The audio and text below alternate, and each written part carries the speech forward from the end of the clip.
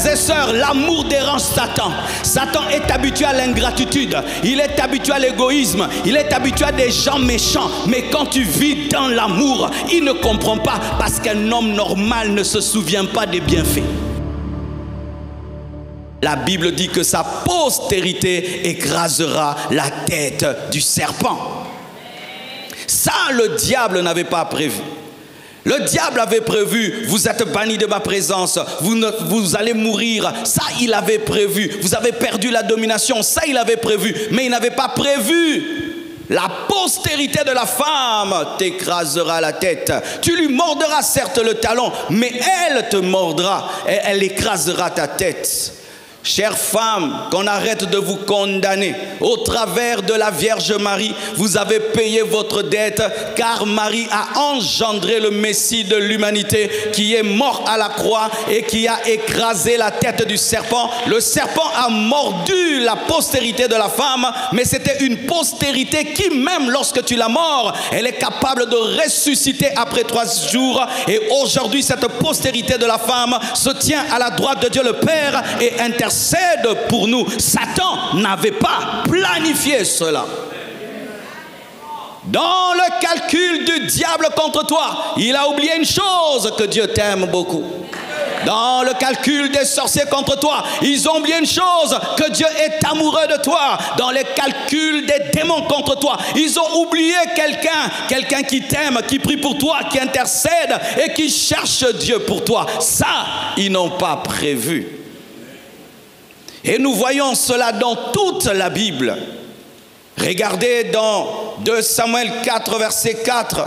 La Bible nous dit, Jonathan, fils de Saoul, avait un fils perclus des pieds, boiteux et âgé de 5 ans. Lorsque arriva de Jizreel la nouvelle de la mort de Saoul et de Jonathan, sa nourrice le prit et s'enfuit. Et comme elle précipitait sa fuite, il tomba et resta boiteux. Son nom était Méphibosheth.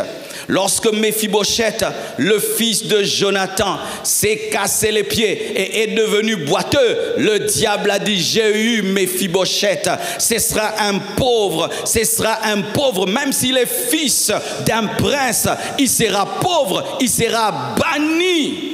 Mais il avait oublié une chose, la reconnaissance de David, l'amour de David pour Jonathan. Et lorsque David devient roi, qu'est-ce qu'il fait? Il cherche la descendance de Jonathan. Et on lui dit, il y a quelqu'un, mais il n'est pas convenable, il est perclus. Il dit, même s'il est perclus, il va entrer dans son héritage et il mangera à ma table. Le diable n'a pas prévu un ami qui va t'aimer au point de prendre soin de tes enfants. Ah, le diable n'a pas prévu une personne loyale dans ta vie qui sera prête à se sacrifier pour toi. Le diable n'a pas prévu l'amour de David, la loyauté de David. C'est pourquoi soit une équation insoluble pour le diable dans la vie de quelqu'un. Donne-moi l'amen. Soit une complication pour le diable dans la vie de quelqu'un. Soit un Jonathan pour quelqu'un. Soit un David pour quelqu'un. Soit un David pour quelqu'un. Celui qui continue sait que Jonathan ne peut continuer parce qu'il est mort. En qui Jonathan peut continuer à vivre? Je prie que Dieu fasse de toi un homme qui confond le diable. Un homme qui confond le diable par son amour et qui permet au plan de Dieu de se réaliser, même si Jonathan est mort, même si Méphibosheth est perclus, mais David est devenu roi. Oh, je prie que Dieu fasse de toi un homme élevé, mais qui élève les personnes qui l'ont aidé. Je prie que Dieu te donne la mémoire des gens qui t'ont aidé. Je prie que Dieu te donne le souvenir d'une personne qui a payé tes études, d'une personne qui t'a nourri, mais qui aujourd'hui traverse des moments difficiles. Que tu sois le chemin de la restauration divine pour elle. Je prie que Dieu te donne le cœur de David, capable de te souvenir qu'un prince t'a sauvé. Oh, gloire à Dieu. Mes frères et sœurs, dans le calcul du diable contre l'infirme, il oublie le roi David. Pendant que tu rends à Méphibosheth perclus, Dieu élève David. Pendant que tu abaisses Méphibosheth dans l'infirmité, il place David sur le trône. Ainsi le trône viendra en aide aux pieds. C'est que tes pieds ne peuvent faire, le trône rempli d'amour te le donnera. C'est pourquoi Dieu t'élèvera pas seulement pour toi, mais pour un Méphibosheth qui a besoin que tu te souviennes que son père avait pris soin de toi. Je prie au nom de Jésus-Christ, lorsque tu seras grand, va payer les études de ton oncle, va payer les études des enfants de ton oncle, celui qui t'a aidé, celui qui t'a soutenu. Aujourd'hui tu es un licencié, va prendre soin des enfants de ton oncle. Dans le calcul du diable contre tes nièces, il a oublié toi. L'amour dérange Satan.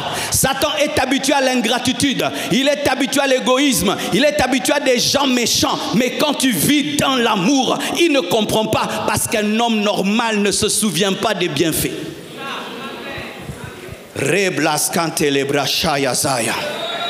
Frères, sœurs, dans ta vie vient un David. Je t'annonce cela, mon frère. Dieu va te donner quelqu'un qui va manifester une reconnaissance qui va te dépasser. Je parle en prophétisant. Tu as aidé quelqu'un un jour dans ta vie. Et toi, tu l'as oublié comme Jonathan a oublié parce que même il est mort. Mais il viendra aider ta descendance. Il viendra aider ta postérité. C'est pourquoi sème l'amour pendant que tu es vivant et tes enfants récolteront tes actions. Ne vis pas dans la méchanceté, mais laisse des héritages, des bons souvenirs, afin que David, à cause de toi, puisse prendre soin de Méphibosheth le perclus.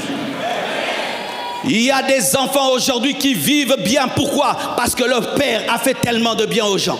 Il y a des enfants qui ne manquent de rien aujourd'hui. Pourquoi? Parce que tout le monde dit ton père, ton père, ton père. Frères et sœurs, s'aimer l'amour pendant que vous êtes vivants et vos enfants récolteront. Méphibosheth n'a rien fait, mais Jonathan a tout fait. Et à cause de celui qui a tout fait, celui qui n'a rien fait est entré dans la grâce. C'était déjà une préfiguration du salut par la grâce.